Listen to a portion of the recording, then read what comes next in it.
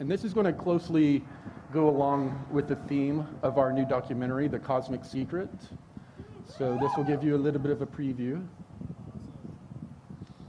So Earth has had many advanced civilizations. We've had Atlantis, before that Lemuria, and before that the ancient builder race.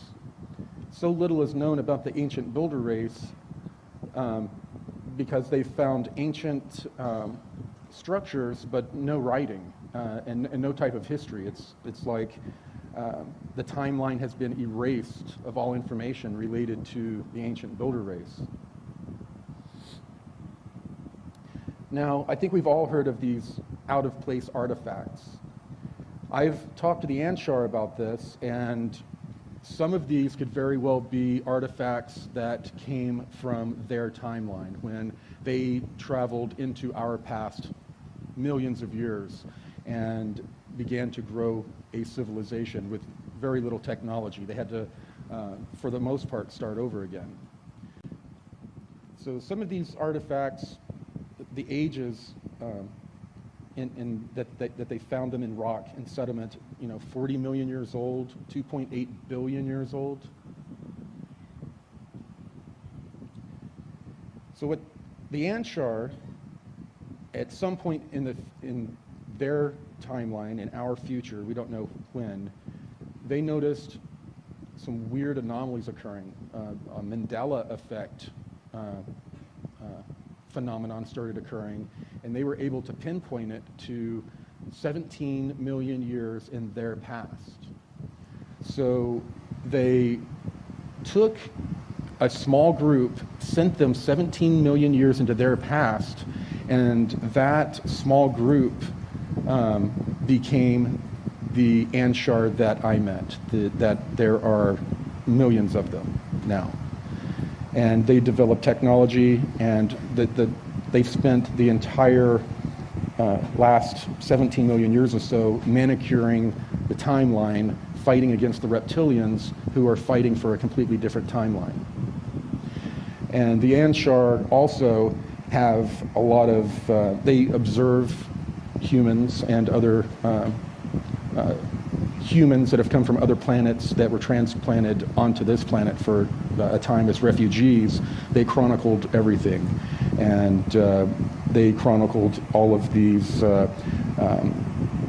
civilizations going back at least to the 17 million year mark. Now, this is something interesting that the Anshar told me that I had heard while in the programs, but not in as much detail as I heard from the Anshar.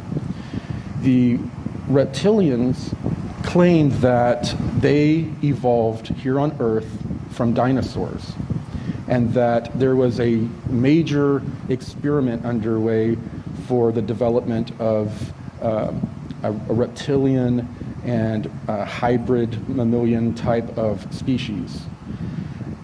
The reptilians claimed that a human or mammalian type race came into this planetary system and redirected an asteroid and destroyed their civilization. We find out later on that that's not exactly the truth. What had actually occurred is that the Earth, the sun went through one of its micronova phases. It's a cycle that continues, and we're overdue for one. And when one of these micronovas occurred, it ejected a lot of matter from the sun and plasma, and at that time, Earth was in a slightly different position, and it had a much thicker atmosphere. It was because of that atmosphere, the thickness of that atmosphere, that dinosaurs were able to grow to such enormous sizes. After the solar storms stripped away a large part of that atmosphere, it became unable to sustain such large life forms. And also the Earth changed positions, as did the other planets during that time period during that solar event. So the Anshar claimed that the story that the reptilians have given the military-industrial complex about being destroyed by a meteor is not correct. They were actually destroyed by a solar event, and it had to do with the natural evolution of species, and the species didn't make the cut because of changes that happened to the atmosphere that would no longer sustain them. This is a really cool image. Stephen Cefalo created this for our graphic novel. And this is basically what the reptilians were telling us. They evolved from a dinosaur-type being. And according to the Anshar and others, when they were this small dinosaur-type being, they had a similar ability to some of the insectoid beings. You know, some animals are able to mimic their prey to bring the prey in closer so they can attack them.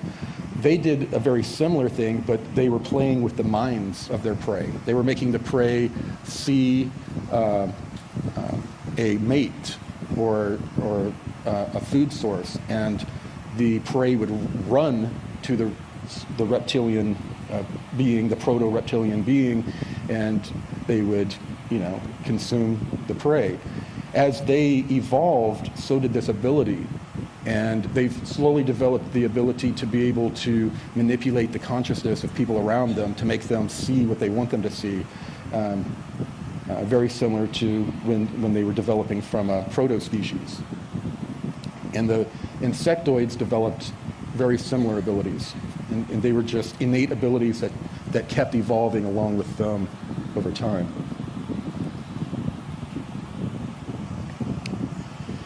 So Maldek, or Mars, is left over from a sort of a binary planetary system. Tiamat was a large super-Earth, and we've been led to believe that it was a super massive Earth-type planet, but later studies, when they studied the matter that was in the asteroid belt and beyond, they determined that it couldn't be any more than maybe a third larger than the Earth, and that it had a couple of moons, one of them being Mars, Maldek, which was a Earth-like but smaller planet. So the pre-Adamites, the Martians, and the beings from Tiamat, they started hacking into this ancient builder race grid that had encompassed the local 52 stars in our local stellar neighborhood and had prevented any intruders from coming in. They had developed this barrier so that all of these local 52 stars, they would develop naturally without interference from these genetic farmer races. Unfortunately, the pre-Adamites, they hacked into this grid, trying to use it as a weapons system against another star system, and they were trying to time pulses with the sun to be able to send feedback through the cosmic web, and when they did this, they ended up blowing up entire planets. They brought down the entire grid that the ancient builder race had put up, and immediately all of these genetic farmer races started rushing into these star systems to begin these experiments.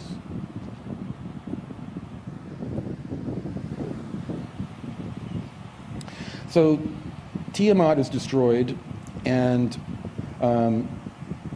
Maldek is heavily damaged, and on these planets are millions or billions of free Adamites, and these are the regular people like you and I. The elite, and if this may sound familiar, got a golden ticket, and they had a number of motherships that they loaded. There were two royal families on this planet, and they were competing royal families, and they were able to gather all of their wealth and technology and save the elites. And the elites left the planet after the cataclysm that destroyed Tiamat. So all of the normal people like us that were left on Tiamat were killed instantly. And in the Law of One, they talk about a soul knot, how a soul knot was created because of the trauma and anguish of this mass consciousness. So we are dealing with a lot of the remnants, those souls that were caught in a soul knot are on this planet now, going through the ascension process, or attempting to. So in the 1930s, the Germans went to Mars. Sounds pretty crazy, right? Unless you watch a little bit of sci-fi, then of course that's where this all comes from, right? Maybe sci-fi comes from the real information.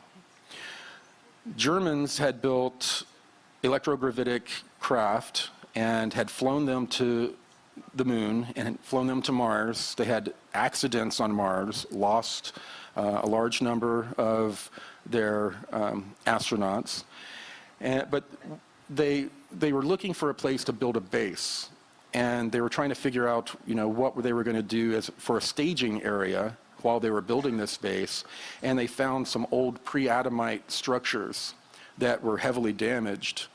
So they sent in their engineers, mixed concrete out of the local regolith, patched the holes, and then pressurized the structures and used them for a time while they were building out what became the LOC. Or they built out a previous base that failed, and then eventually built the LOC, which survived. But on Mars, they were building an underground German base, which they used for a while as they used that for a while until the corporations began to come in and really spend a lot of money and manpower on building huge cities.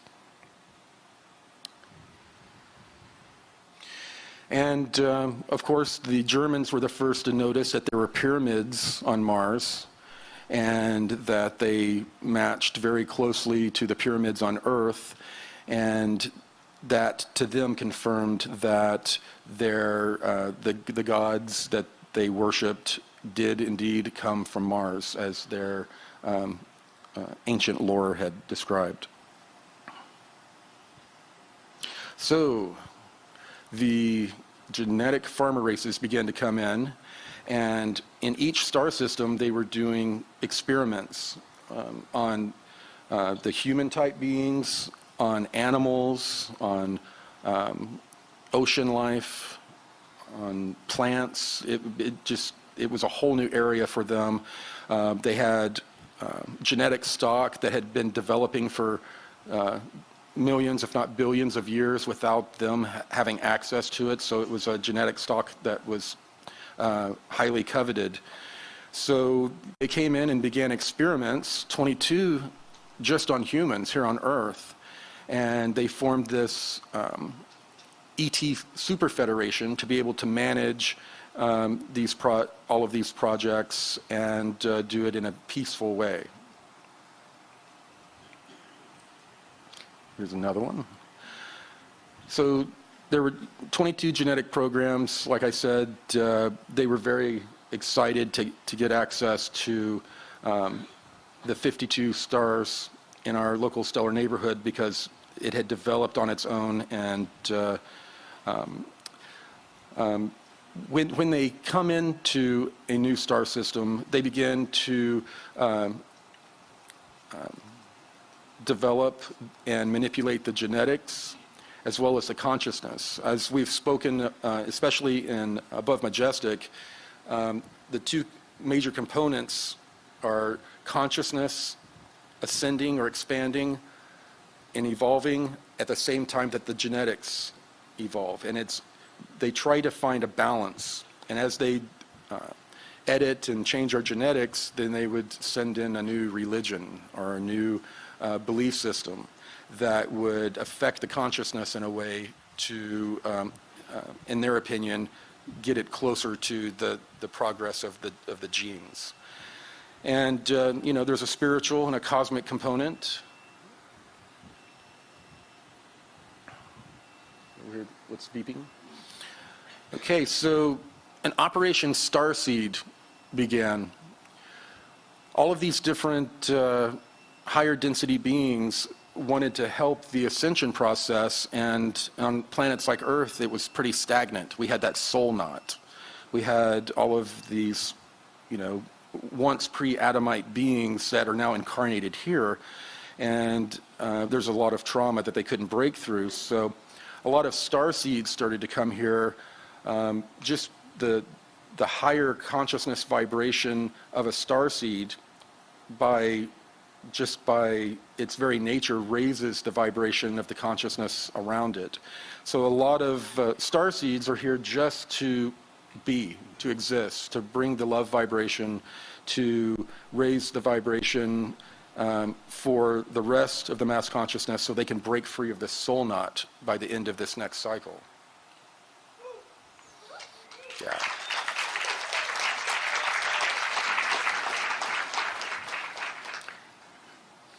So over eons, they have learned to control us and manipulate us through religion, through you know, racism inherent, you know, that we teach ourselves, through different languages, anything that kept us separate from another culture, social conditioning, all of the social norms that we teach our children that were passed down to us, perfect ways to keep a population self-managing and under control. In the genetic farmer races, it's up to 60, in our solar system alone, it's up to 60 different competing groups. They all have competing experiments. They sabotage each other's experiments. There were stories of a genetic experiment or a certain race that was developing further or quicker than another experiment because they had setbacks, so they would send a virus or you know, cause a plague or something to screw up the, you know, they're competing, they're playing tit for tat using the inhabitants of the planet. And somehow they've justified that and have worked it out with cosmic law. So the pre-Adamites, when they left Tiamat and Maldek, they left there on the moon. Originally, they had a large number of pre-Adamites living in the moon in this giant base that I got to tour, and maybe when I come on stage with David, I think tomorrow, we'll talk about that a little bit more. It'll be like an exclusive. We'll talk about it more in detail. So they inhabited this moon for a long time, and the moon was it was kind of like a Death Star, and it was damaged in the big explosion that destroyed Tiamat, and they were able to get it here and lock it into a tidal lock with the Earth, and they positioned it to where it was going to also they were going to be able to use it to help block some of the effects of some of these micronovas in the future.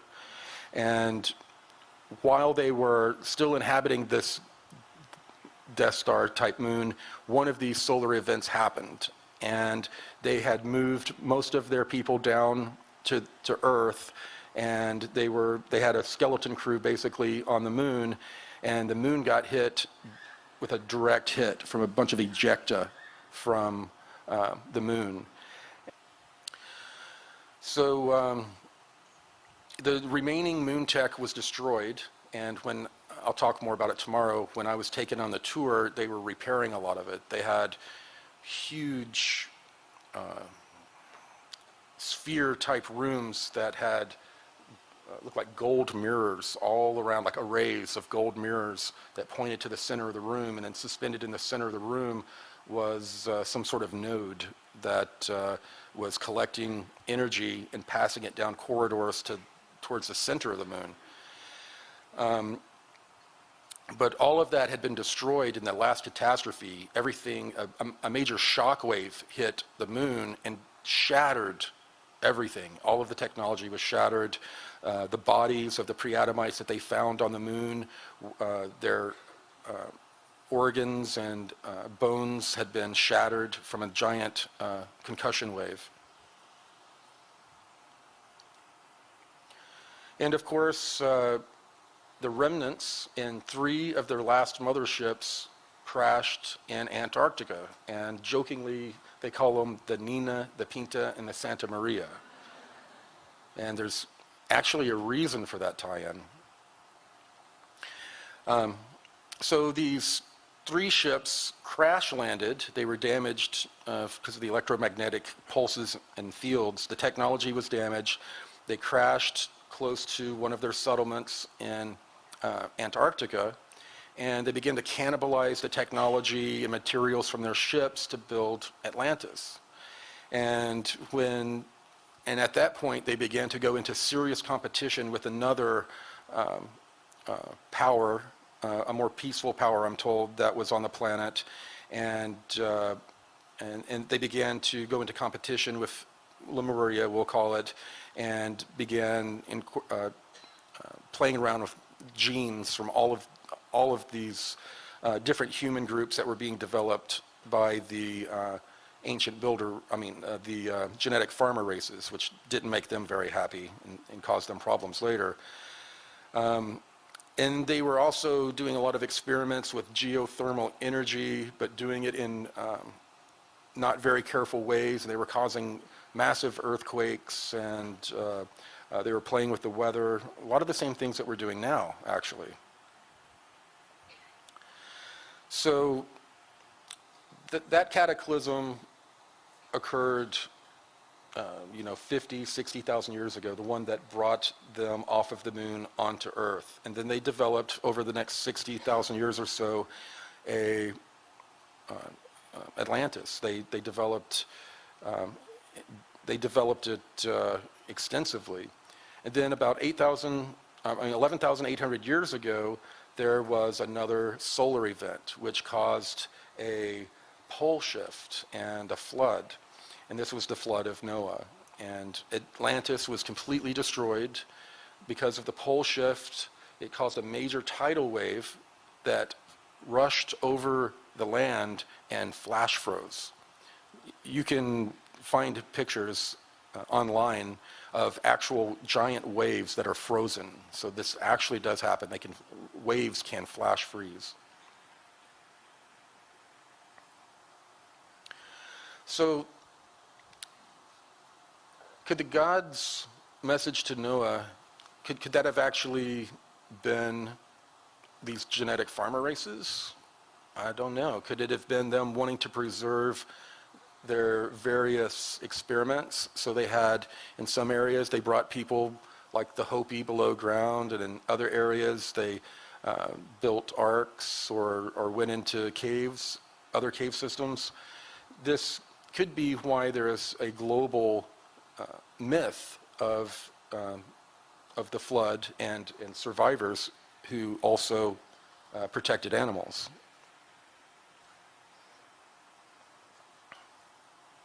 The Hopis, mentioned that. So the elite, the 13 bloodlines, they claim that all of their bloodlines can be traced back to this pre-Adamite group. And how many people remember on, I guess we'll say, the weekly TV show David and I used to do?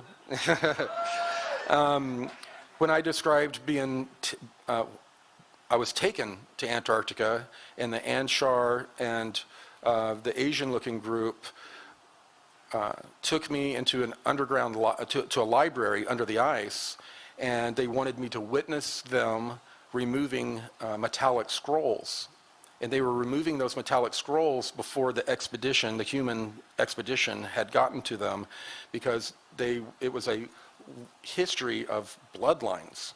And they wanted to remove those because they knew that these elites were going to use that in some legal sort of way to connect themselves to the pre-Adamites, or these gods. And then they were going to try to claim that they had some sort of divine right to rule us. And as I stated, the pre-Adamites, the elite of the pre-Adamites, there were two competing families, and they crash landed in those three ships, and one family controlled South America and Central America and North America, and the other family controlled Africa on up through Europe and Asia. And when this last catastrophe happened, it destroyed all of the technology, the advanced technology that they had, and they were unable to visit each other. So for thousands of years, over 10,000 years, these two groups were separated. And it wasn't until the time of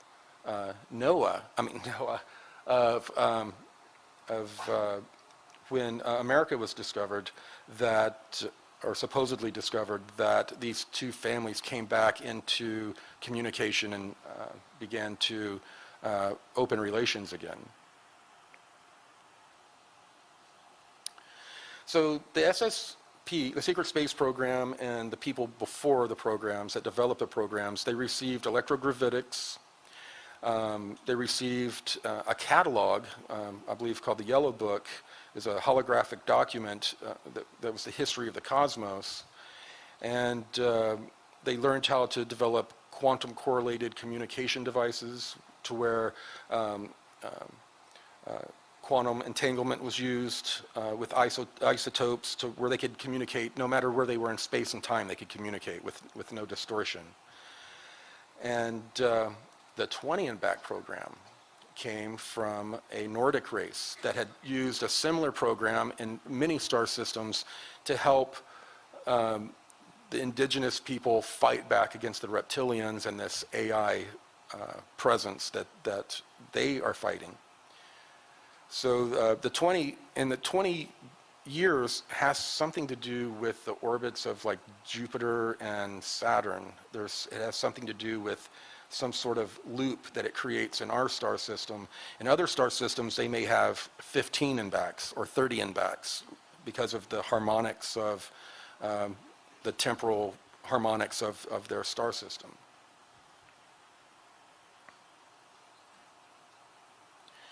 So where did the AI signal and a lot of these weird archonic beings come from? Well, apparently there was an Aleister Crowley type person that was playing around with, things that they did not really understand, and they created an actual rip, not just a portal, but caused a rip between realities.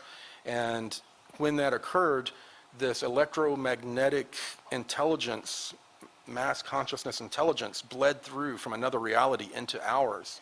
And when it did, it looked at our reality and it saw chaos. It didn't see balance. So it followed its, I can't really say programming, but its point of view, and started trying to bring order to our reality. And in doing so, destroyed a lot of civilizations that they deemed unworthy to exist. So the pre-Adamites, the reptilians, we have disclosed that they are AI prophets. They are working on a technological ascension as opposed to the organic spiritual ascension that people like us are trying to achieve. Many of these AI prophets, if not all of them, are infested with nanites, and there's a subspace AI signal that communicates with them and influences people.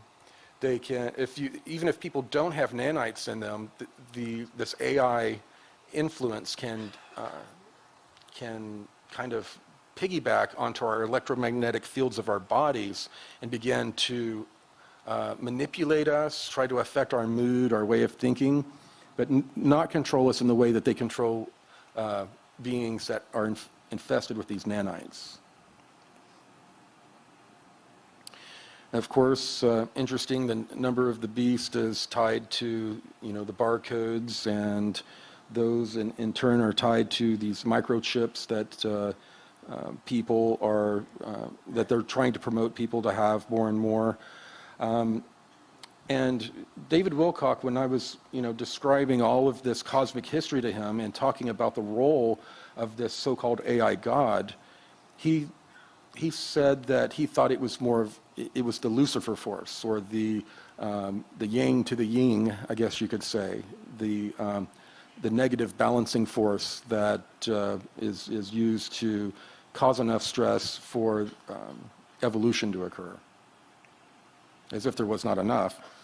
And of course, recently, Suspicious Observers did a really good series on all of this, on the pole shift, the stellar cycles. I recommend everyone take a look at that.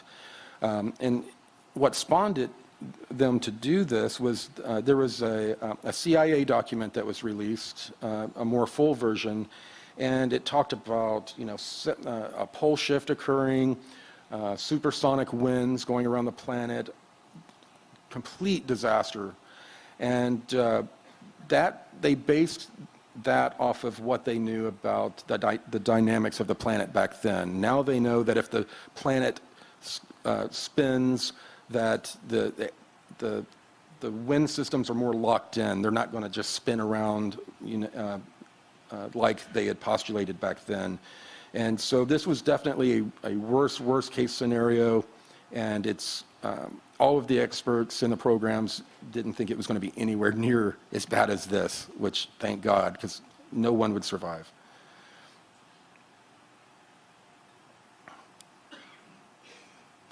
And even the Anshar have gone into detail about how our consciousness has an effect on our star, and vice versa. The star has an effect on our consciousness. There's some sort of symbiotic type of rhythm going on there, and that we can have an effect on the next solar sneeze, if you wish, and we can mitigate it even.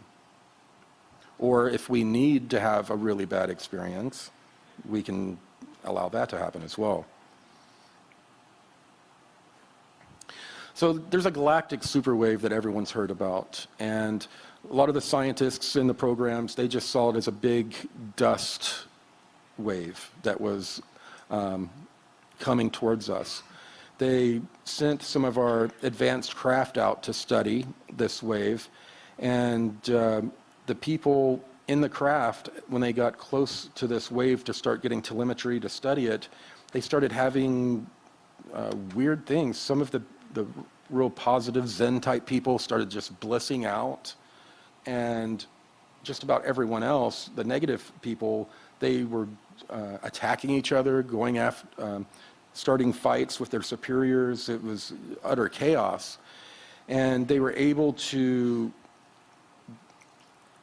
record is not the right word, but sample this energy and take it back with these advanced craft to the programs, and then they started playing around with this energy, and indeed they found out that this energy was causing people to react, enhance whatever vibration they were. And this energy that they were sampling was actually the leading edge of the Christ consciousness, which is the head, which heads this supergalactic wave that brings catastrophes and other changes. At the front of this wave is a Christ consciousness that when it enters into a star system, it doesn't come here to judge people, it forces people to judge themselves. And that's what we've all been going through. All of the karma, trauma that we haven't dealt with, issues in relationships, it is all just, it's being shoved in our face, and we have no choice but to deal with it. And that's this Christ consciousness it's forcing all of this to occur. And pulsars triggering other stars in our local 52-star cluster, micronova having pulses or micronovas is a sign that it's about to happen to us. And of course, I believe it's Alpha Centauri, or one of the closest stars to us, actually had a solar sneeze in the last 2 years.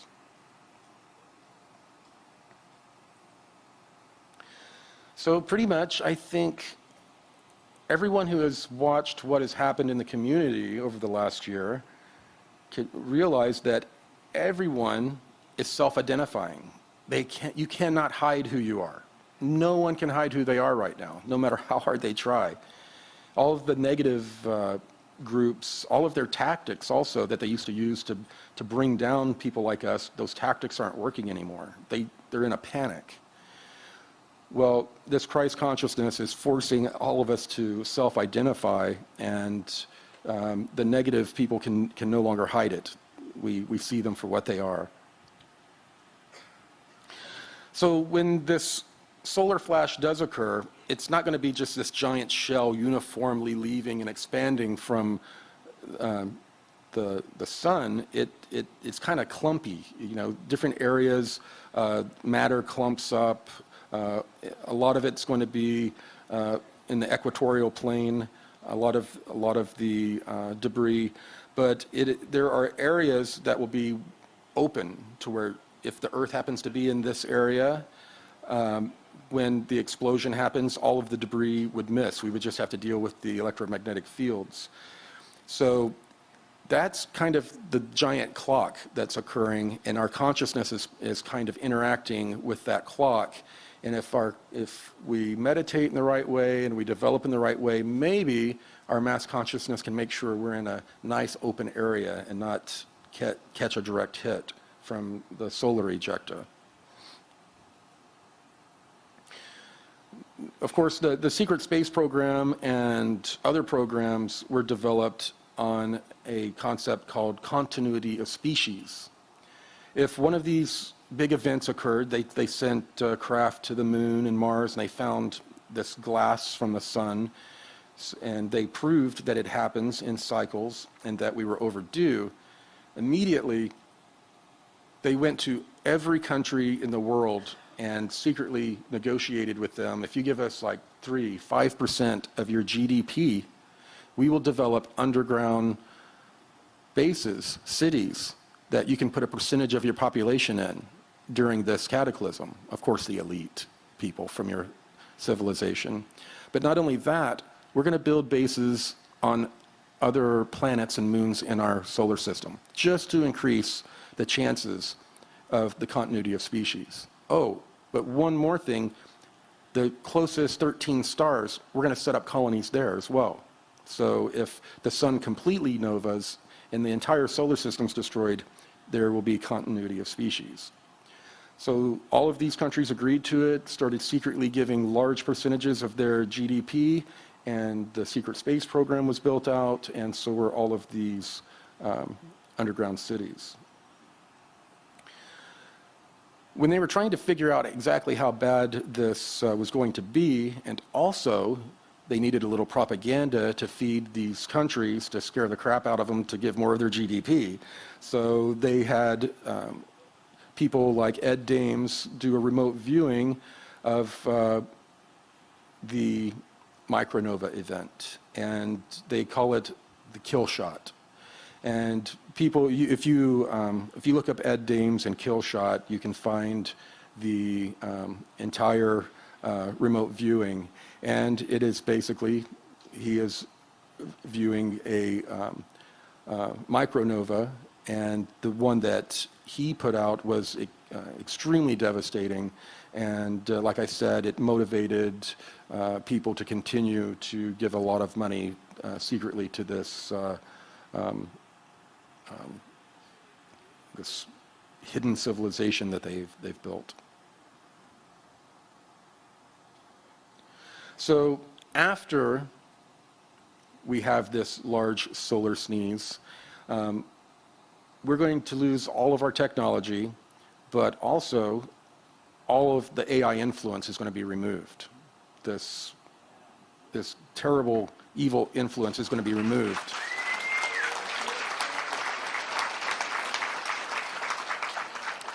And there was a reason the reptilians and other beings that are AI prophets want to get out of our solar system before this occurs, because if this occurs while they're in the solar system, all of the nanites in them will spontaneously combust. It would be very uncomfortable. So after this event, I was shown by the Anshar right after, it looked like stars just falling from the sky. There were so many craft that were coming out of the skies that were rendering aid to humanity. And they were bringing food, they were bringing replacement technologies to help our power grids get back up, because 90% of us would have died on this planet if they would not do this. And the reason that they're able to come out in the open is because there are cosmic laws, non-interference cosmic laws, that they cannot interfere with a civilization. But our current civilization is a technological civilization. And when that collapses, we'll be in chaos. And because that civilization has collapsed, they can then come in openly. They don't have to, hide any longer. And at that point, we're going to learn that these beings look very much like us, and they come in all colors. Very few of them are actually Caucasian, which is going to throw a lot of people for a loop, because we've been programmed to think that they're either gray aliens or tall, blonde-haired, blue-eyed beings out there. And that's actually the minority of what's out there.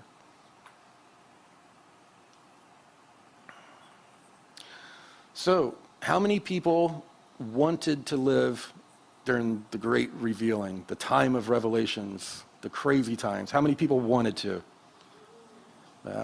Congratulations. Be careful what you wish for. This is it. And we were all called here during this time for various missions. Some of us are just waking up to those missions. Some of us are well underway in our missions. But we come together like this. This is, I was talking to Leon and a few others, this is kind of, we're out there in the mainstream being attacked, trying to bring light, trying to bring awareness, and we're beaten down. When we come together as a tribe like this, it's kind of like the old revivals. You're nourished, you're revived, and you're ready to go back to your mission. So these types of events, get-togethers, are very important. It's very important also that you find people through meetup groups in your area and form groups like this to support each other.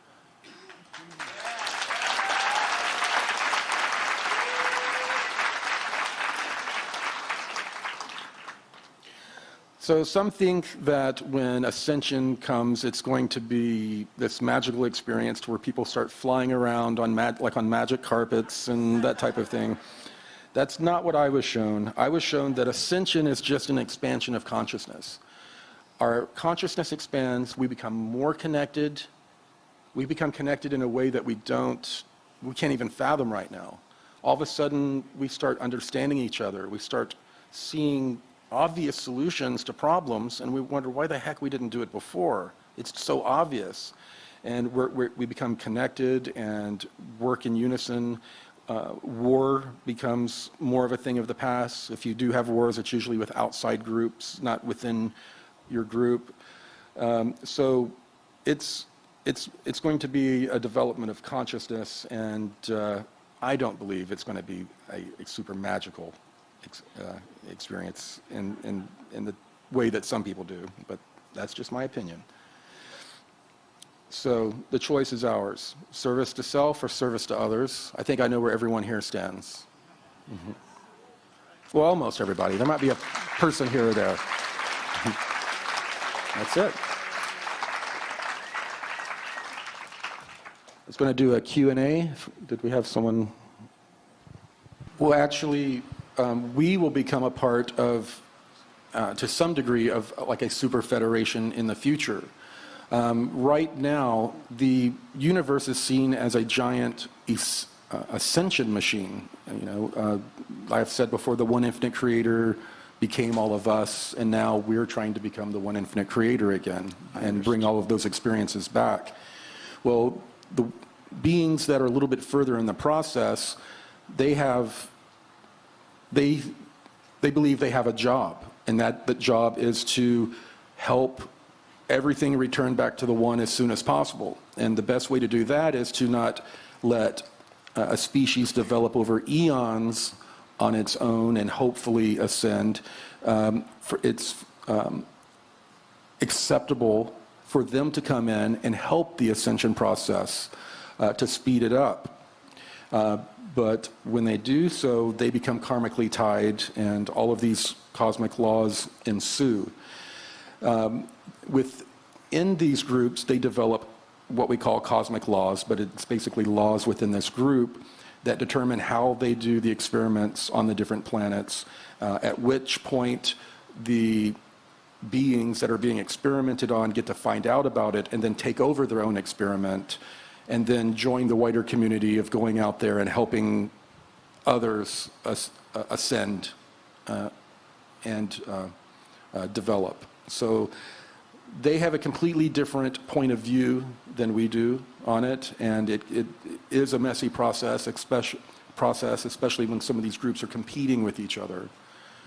But that's where these cosmic laws come from, and these are like fourth, fifth density beings that are consciousness-wise beings that are doing all this tinkering. They're very aware of the higher density archangel-type beings that govern the cosmic laws. So they have to adhere to these cosmic laws. They can skirt them, get away with things here and there, but they have to widely stick to this cosmic law so that they can ascend behind these higher density beings. They're just layers of beings trying to ascend back to the one. And each one, the layers below them that they've become karmically tied to, those densities and beings in those densities become like a parachute holding them back from their ascension until the lower beings that are karmically tied to them are able to ascend, and therefore letting them ascend. Right? Yeah, I'm going to touch even more on it. I'm developing an online course where I'm going to be talking a lot about the transition into fourth density and that type of thing, and the time I spent with the Anshar. I'm going to go into a lot more detail, but yes, they are connected in a way that we just can't understand, and they've developed a society and a civilization that is not like ours. They don't have monogamous relationships. Their family units are much different than ours. Everyone takes part in raising every child and training every child, and they see relationships with each other differently. It's not a codependent kind of thing. They come together, they're drawn to each other, and then they'll figure out why they're drawn to each other. Oh, okay, I'm here to help you with this energetic practice, and you're here to help me with this. And then they will, it's not always a sexual thing, but it's an intimate relationship where they do energy work with each other. And the Anshar tried to bring me into some of that to learn, but I didn't do very well at all. I was just not ready. I didn't understand what was going on. My third density brain was like, I don't know if I should be doing this. I just met you. And they're like, you're not Corey, ready does for that this. touch a little bit on why so many people are struggling with their evolving relationships right now? Yeah. That when we are not in resonance with our partners anymore, Yeah. as we evolve, we literally have to move away from them to maintain our vibrational raising? Absolutely. Okay. And also, yeah, that's happening everywhere. But another thing that's happening is that as this fourth density consciousness develops, because of the sun's electromagnetic field and other things going on, we are starting to get connected to each other more and more, and it's confusing because, like I was just talking about, when I was told to do energy work with down in the Anshar city, my third density monkey brain didn't understand that there was some sort of energy work occurring. It was trying to make something like sexual or weird, it was like trying to translate, understand. There was no base of reference.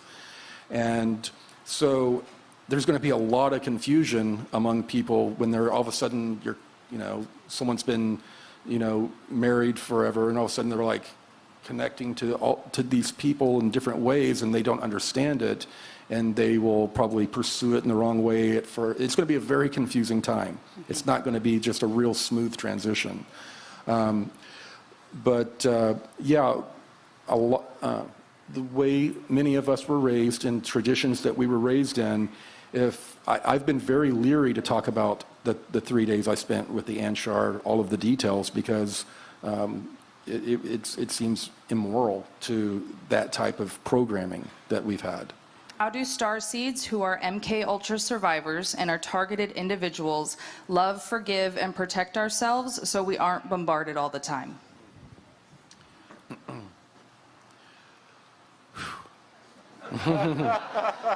Well, if you are a starseed, you're going to be a target, and you're going to be bombarded all of the time.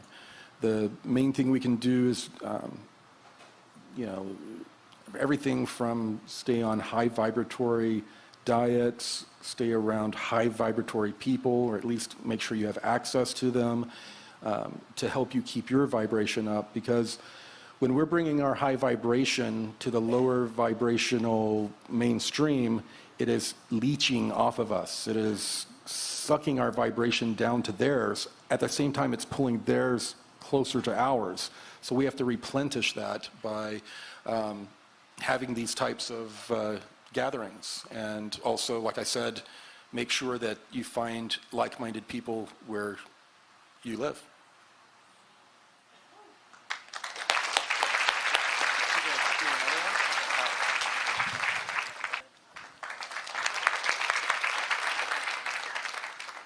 Hi, Corey. Thank you. Thank you for your service. Just to clarify what you were saying about the benevolent higher dimensional ETs that are going to help us after the solar flash and render aid, does the cataclysm have to happen and a lot of people have to suffer and die before they're allowed to help? Or as it's happening, they're allowed to come and rescue us before a lot of us go down, Because Yeah. I just want clarity on that. Just before the event, there will be craft in the skies, people coming, they'll be coming to remove some people. But the solar event is a necessary part of cosmic evolution. It is part of the evolution machine that this universe is. And there are some negative effects that come from the event, but also highly positive. All of these massive jumps in genetic development have occurred during these time periods. It gives a massive bump to consciousness and genetic evolution. So there is, and it depends. These cycles, they have major cycles, minor cycles. Some of them are very destructive, some of them are less so, and it just happens, it depends on where we are in that cycle, the intensity of the event. And this goes for non-human life, animals, plants, etc. Yeah. Good. Thank you.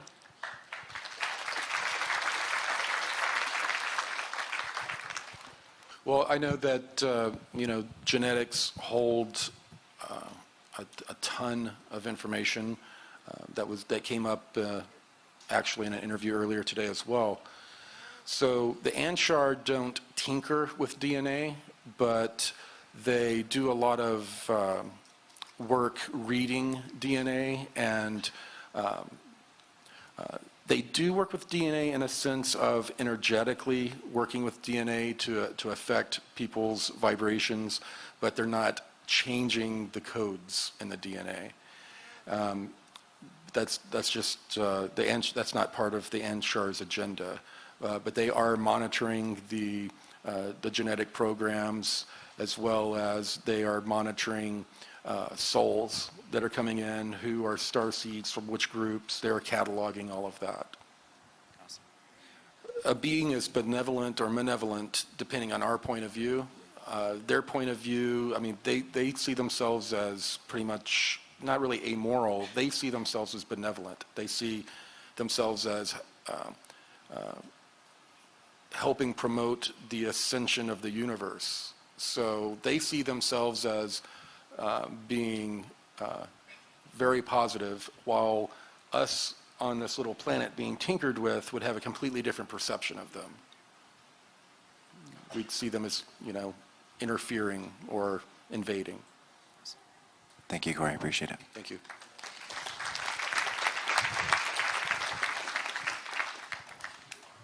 Hey, Corey. Thanks for being you.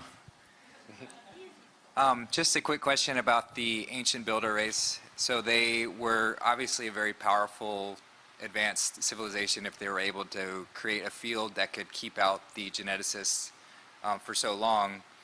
Do you think that they were trying to uphold the cosmic law, or do you think they were preserving a experiment themselves? They appeared to have been preserving the natural progression of ascension. They apparently believed in the slow process of letting things just occur naturally as the cosmos saw fit. They didn't agree with going in and tinkering with DNA and the consciousness of beings to boost it. We don't know that for a fact, but because there's no information about them. But that's pretty much what these other ETs have assumed or postulated about the ancient builder race, is that they were a very purist type of group when it came to ascension. They thought that the cosmos should dictate how the ascension process occurs, not demigods and other beings that are trying to boost the process for their own agenda so they can ascend. Thank you. Well, we're third density, and we have the technology to portal to other planets. We have the technology to travel between the stars. So you don't have to be a super positive civilization to develop that technology. But the nature of civilizations are, if you are not positive, and if you don't learn to spiritually evolve, you're going to destroy yourself with that technology before you really get it to a point of traveling the cosmos on a wide level. So for the most part, civilizations sort of take care of themselves. You have class 1, class 2 civilizations. That's just a different way of describing the densities. And the density, all that means is that they have a higher consciousness or a more connected consciousness with each other. It doesn't necessarily mean they're positive or negative. They're, as you stated, within these higher consciousnesses, there's positive and negative. Of course. Until you get to a certain level. So there are many, many, many more civilizations out there in our galaxy than even the sci-fi movies have been able to get across. So many life forms out there, and yes, there are a large number of them that are higher density, higher consciousness, higher evolved beings that are negative, like some of the insectoid types and the reptilians. They're fifth density type consciousness, but they're going in a mass consciousness more in the technological AI type of way. The genetic farmer races would be fourth density positive? Fourth density positive and negative. Oh, a mix. A mixture, yes. Okay. Okay, so my question is, whether you're on a perfect high vibrational path or not, what happens to you if you die before the flash or during the flash? We've heard different things about how craft may come down and take you off planet so that you don't get the full brunt of the flash, but then we've also heard that the flash is necessary for our jump starting us into this new, density and consciousness, raising our consciousness. So yeah, so that's kind of confusing. Why would they want to take us off planet? How do we benefit from it if we're not here?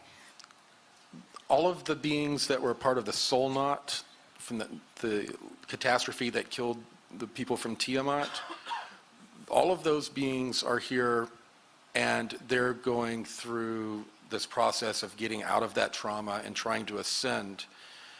There are many, many starseeds and other beings that are here for all different types of reasons. And some of these ships that come in before the flash may be coming to remove starseeds from their group that are here. And some of the, some of these ships that will be coming, they will be coming also, to rescue their people who, like some of us that don't know we're from off planet. All of a sudden a ship will show up and we'll recognize it. We'll be like, oh, crap, that's me, that's not my people, and they're here to pick me up. Right. Thank God. And then you're out of here. But the process, this cosmic process, it sounds so scary, it's a part of evolution. It's a part of the process. These beings that are most of the inhabitants of this planet that are stuck in this soul knot, they have to go through this process to slowly be pulled out of the soul knot and be able to become a higher density, more connected mass consciousness being. But then that soul could still reincarnate in the new density, like in fourth density. They can just come back if Right. they choose to, and then. And the beings that are in this soul knot, if the ones that don't make it, they're going to be recycled into another third density planet way of life until they get it right. And they will be living alongside a lot of our pets probably that have become third density. That I understand, but let's just say you're on the path, you're doing everything right, you just happen to die because you're Right. just, the tidal wave is coming to your neighborhood, do you still, so you still would have the opportunity then to reincarnate in the new. Possibly, or after your soul leaves, you rejoin like a ship. Instead of going to a white light, you go to a little white ship, in the sky. Okay. Related very quick about reproduction, so sexuality and reproduction as we know it, at what density does that kind of become not a thing? That's my other question. I don't know the answer to that. Fourth and fifth density ET beings are still procreating, so. Okay, good to know.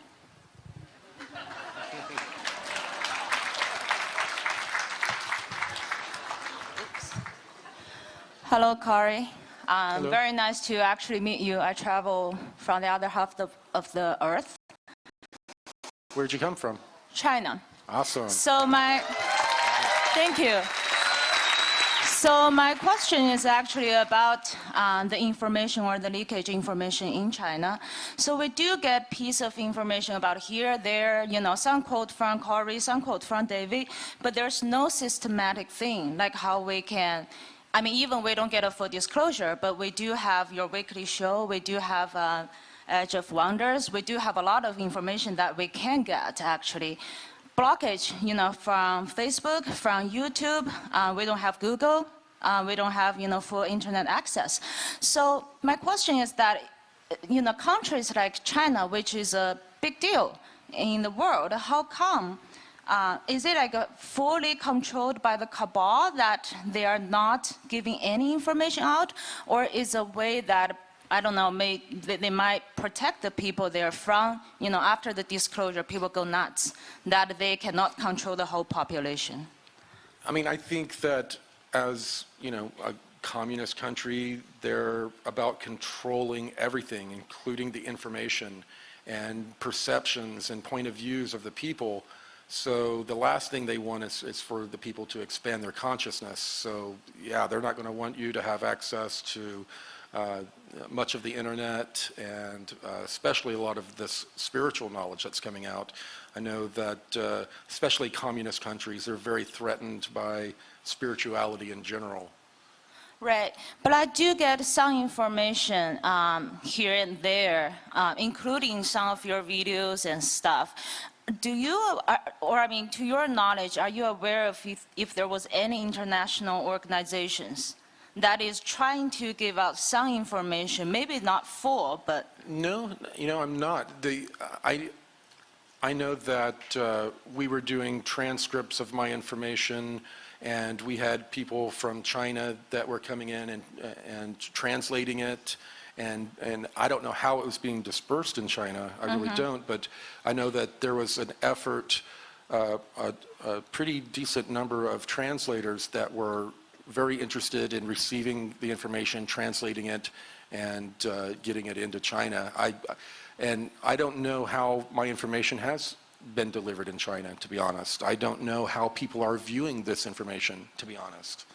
Well, they really, I mean, from what I understand, or the people that I talked to, whoever, get your type of information or the videos are actually, it's amazing to them, to people, who cannot really get this type of straight information. Do they pass it around on DVDs? How do they No disseminate it? DVDs. Basically, you have to jailbreak, across the internet. You have to do like a VPN type of thing. And it's probably, you'll get access today, maybe 2 hours later, it's blocked.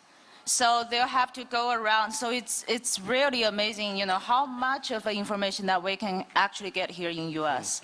And it's a pain in China. And Yeah. I just happened to live in China for the last few years. So it was... I don't know, maybe it's time that some like-minded people got together in China and started, building their own backbones and different methods of getting information out through, short band radio, different ways like that. Will you actually travel to China and giving your type of speech? Yeah. I'm hopefully next year. Next year, it looks like we might do somewhat of a world tour. Australia, hopefully maybe India and China and a few other places. Awesome. So if you come to China, I'll be your translator. Okay. The consciousness changes occur from the solar pulses. The solar pulses that occur affect our brain. They found there's a part of our brain that if they hit it with electromagnetic fields, we have a God experience. So imagine that portion of our brain being bombarded with the electromagnetic field of the sun, what type of experience we might have, a rapturing experience, and a consciousness expanding experience that we might have. We can't even begin to predict what it's going to be like. Okay, thanks, Corey. Yeah, thanks.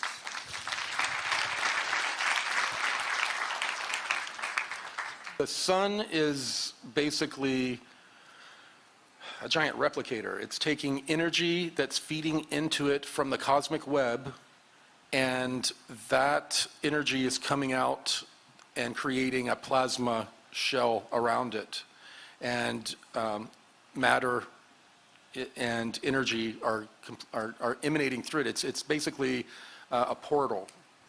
It's pulling energy and plasma in through the cosmic web into our reality in this singularity, and expanding out all at the same time from one singularity, creating the star. So it's acting like a mirror that expands the energy that comes from outside? Well, kind of. It's kind of the cosmic web. I don't know how to describe it. It's like sticking your hand inside of a sock and pulling it inside out. The inside of the cosmic web, I don't know how to put it into words. What I've been shown, how these plasma electromagnetic points go through subspace and feed a star. Thank you. Hi, Corey. So I watched an interview that you did, and you spoke about being a kid around 6 years old and being taken onto a ship, I believe, and shown some planets, and they were kind of feeling you out. When I heard the interview, something kind of like got a little bit triggery in me, and I felt like I had a similar experience possibly.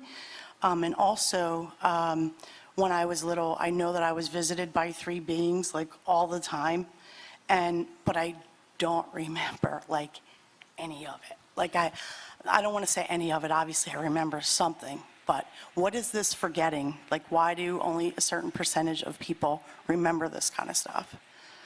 Well, most of us forget what occurred so it doesn't change us in profound ways. They want us to pretty much live a normal life.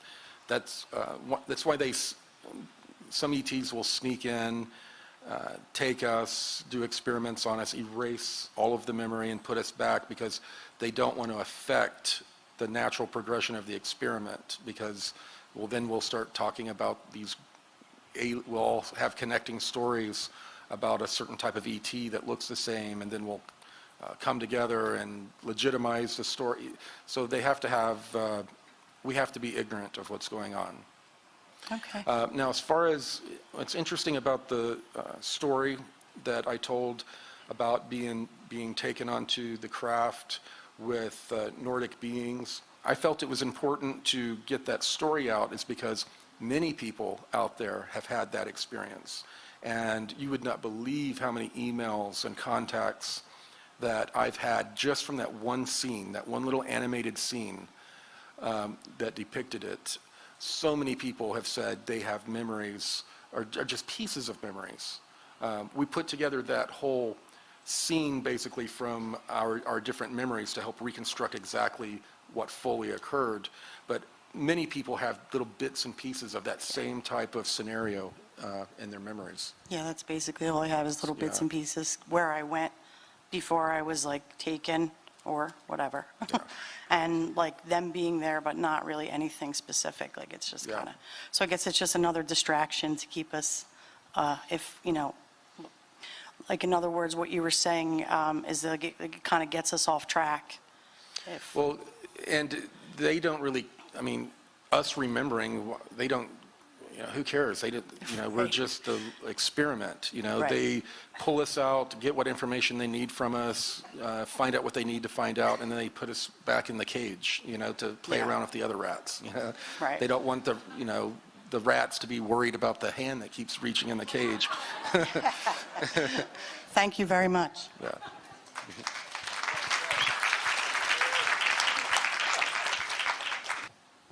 Kόρεϊ, thank you for your service. Thank you.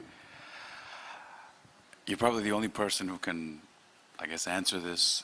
I was wondering if you would share with me the history of other folks who kind of look like me, like the Olmecas. I can't see you. Of the Olmeca people. Oh, okay. Because you mentioned that they came here, hang out for a little bit, and they left. Yes. When they were going through solar cataclysms on their planet and also dealing with the reptilian AI infestation, they were bringing refugees from their home planet here to exist for hundreds and thousands of years while things were rebalanced in their star system, and then they were brought back. All the royals, right? I'm sorry? All the royals. Well, all of the, when they would bring different refugees from different planets here, they would begin to mingle with other refugees and other groups and begin to mix their blood.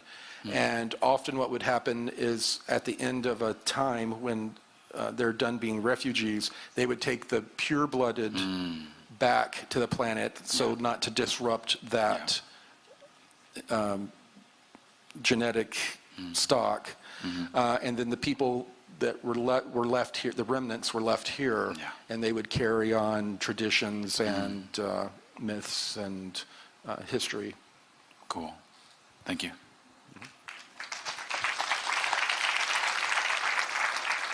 we often speak about extraterrestrials, but what we deal with more than anything else are extra-dimensionals. These beings that have an ability to come into our reality, into our dimension from other realms. And a lot of them, they're able to, if there's a natural portal area or an area like Isetti Ranch, where they have all of this crazy electrical node activity, these beings are able to just grab this energy and use it, this raw energy and use it, and it's an area that it's a portal, it's a way through, and these beings are coming through all of the time. So some of these beings that you witness could be extra-dimensional beings and not necessarily a being from inner Earth or from another planet. It's very complicated. We have temporal beings, coming from different timelines, different realities. It's a very crowded field. They have different types of technologies that use all of that,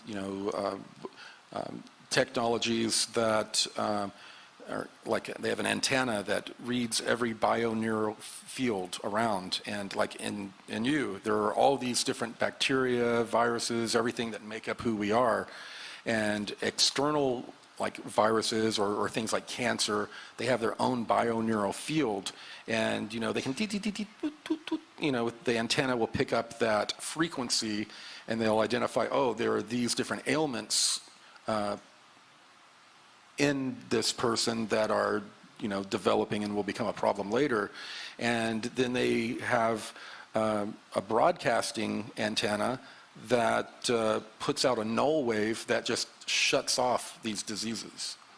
So it's more about like frequency and light? In some. Like I said, some of the technologies work more with our energy centers, affecting the body's ability to take care of itself. I mean, there are all different levels and types of technologies that work with us energetically. Great, thank you. Hi, Corey. Hello. I have a question, or maybe a three-part question. I feel like you've talked about the 20 and back, and I'm interested in how people are selected in that process, if you know anything about that. And then what is the age range that people are selected? I know that it's probably not just children. I mean, I'm interested. Yeah. Well, for the actual 20 and back programs, they use people who are in the military already, soldiers that have had lots of training, but none of them really had the training that was needed. It would have taken like 10, 20 years to train them for the mission, and then a lot of that time would be operational time that they would have wasted. The smartest thing they thought were to take children in their formative years, start training them and grooming them to then be put into one of these programs. And then, they would have someone that had 15, 20 years of training experience ready to go. So they use, and usually you're around the 16, 17-year-old mark when they incorporate people from Mylab programs into the 20 and backs. And, but they will approach someone that's been a Marine for 5 years, a top Marine, highly intelligent, very healthy, meets all their criteria, and they will say, hey, how would you like to go on a 20-year excursion? But when you come back, it'll be as if it never happened. And so they have these types of 20 and backs, but they also have, when I was on the 20 and back, they would have scientists that would come in for like 3 months, 18 months, and then leave. And they were coming in for 18-month and backs, I guess you would say. They were just coming for smaller time periods, so it didn't have to be a 20-year chunk. They had people serving smaller portions of time. How are children specifically targeted then and chosen because they're children? They're usually a part of a multi-generational genetic program, and they have them they'll usually insert doctors in their lives that are involved with the VA or DOD in some way, that monitor these children when they come in for their regular appointments. They have people in the school systems that monitor children that they've identified. We'll give them tests to see if they pop or ping in a certain way, because these generational experiments, they don't always produce a viable asset.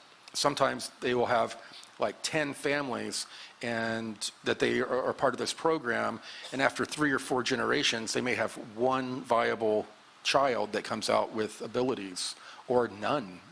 So it's not like, you know, they're just breeding these people and they're perfect stock to use as soon as they're born.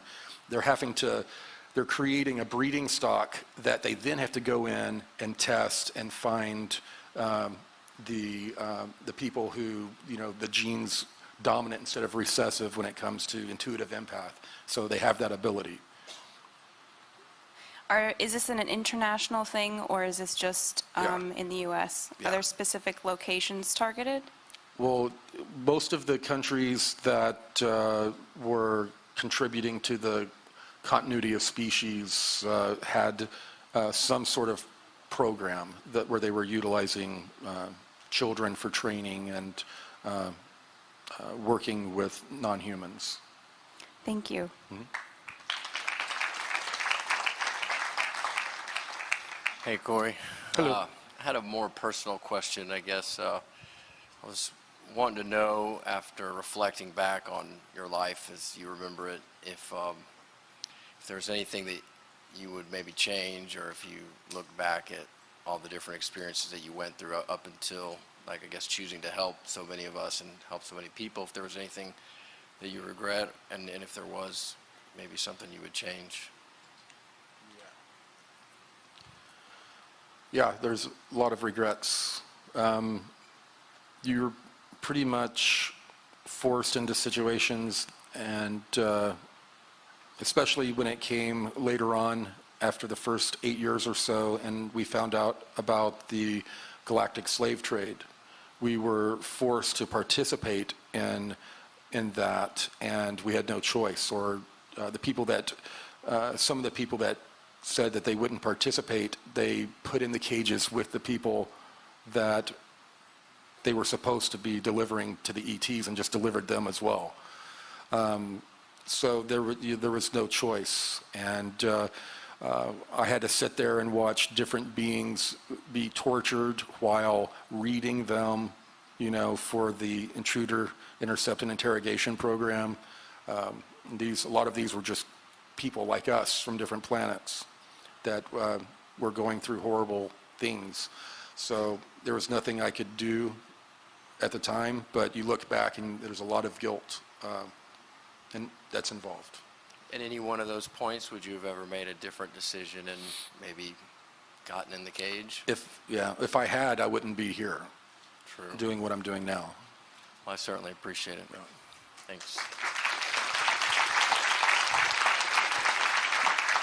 Hi, Corey. Hello. Thank you so much. Since being introduced to you and your messages, the remembering process of who I am has accelerated. And so thank you. And so I have 2 questions. One in regards, just a general broad question of your unique perspective on us starseeds utilizing our light language in the ascension process, or maybe some misunderstandings that it would be best for us to search within and discern. So that's one question general question about light language. And the second one is in regards to our starseed origins. It very much feels like I am a co-participant in an experimentation with my origin family, almost like I am participating and I give consent. How do we discern between that and those that are experimenting with us that does not feel the same? Or because are there agendas on both sides and so it really doesn't matter? Well, because of cosmic law a lot of times, and it's not always the case, and it upsets people sometimes, but sometimes to get around a get around cosmic law. If an ET group wants to experiment on humans for a certain reason, they will incarnate here as starseeds and give permission for their own group to do those experiments so that they're not interfering with the souls and progression of the civilization and the planet. So sometimes that occurs as a way to get around these cosmic laws and participate in the experiment without violating free will and other cosmic laws. Okay. And light language, your perspective on that? I don't know a lot about light language.